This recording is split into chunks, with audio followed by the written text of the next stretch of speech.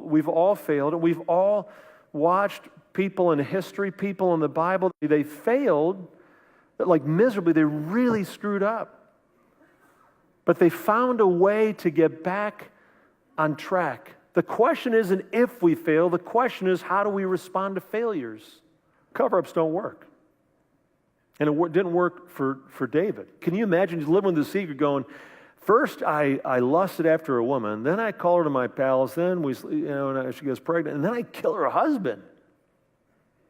And you might go, all right, I'm good. I've never killed anybody, but you know what? No, it's not that. All of us have this tendency to do cover-up.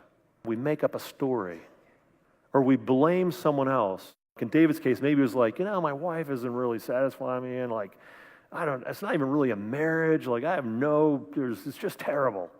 And we sort of cast the blame on somebody else.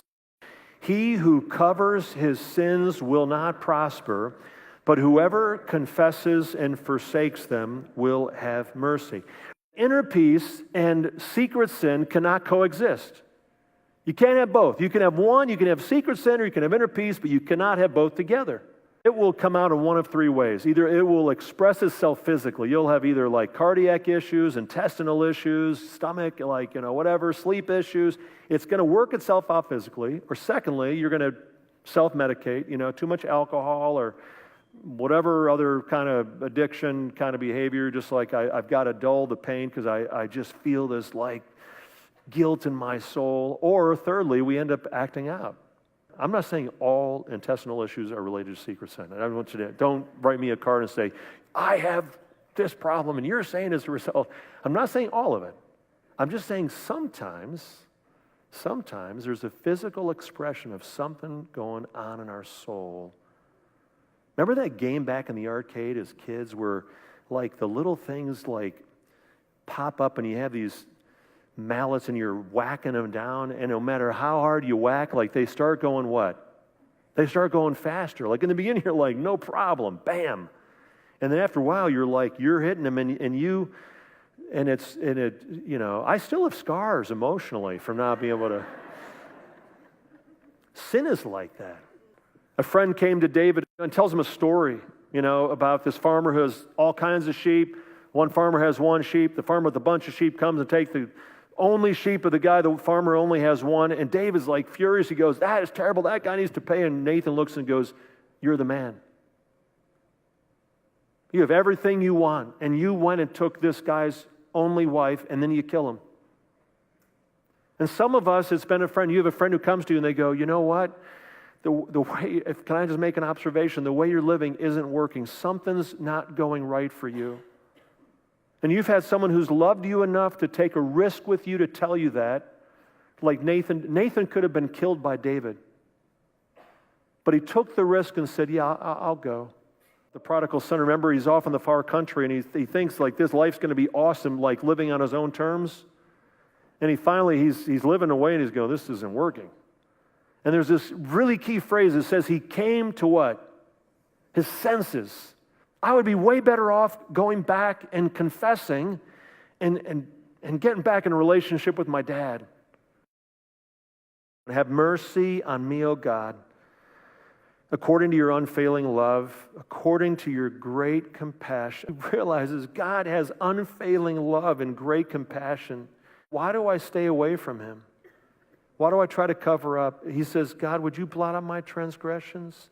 Wash away all my iniquity and cleanse me from my sin. For I know my transgressions, and my sin is always before me, so that you are proved right when you speak and justified when you judge. Part of confessing and coming clean is just you feel deeply the pain that you've caused. You don't minimize it. In fact, we might say you're not really broken until you feel the pain of your sin. I know, God, I got really angry at that guy, but, or a husband tells his wife, he goes, hey, I'm sorry if you're offended by what I said, okay? You know where those kind of apologies belong? In the garbage, right? It's not an apology. If I really am confessing, I feel deeply hey, I was wrong in what I said. I obviously wounded you deeply, and I'm very, very sorry. Would you forgive me? And you sense that with David, right? That he owns it. He goes, my sin is always before me. If you don't confess, what will be the price for not doing so? We already know some. You're going to hang on to your guilt. You're not going to have joy. Joy is going to be at a distance. Impact, kiss that goodbye. And praise, you don't feel like even praising him because you have so much stuff going on in your soul. Li Fuyan had tried every treatment imaginable to ease his throbbing headaches, and nothing helped.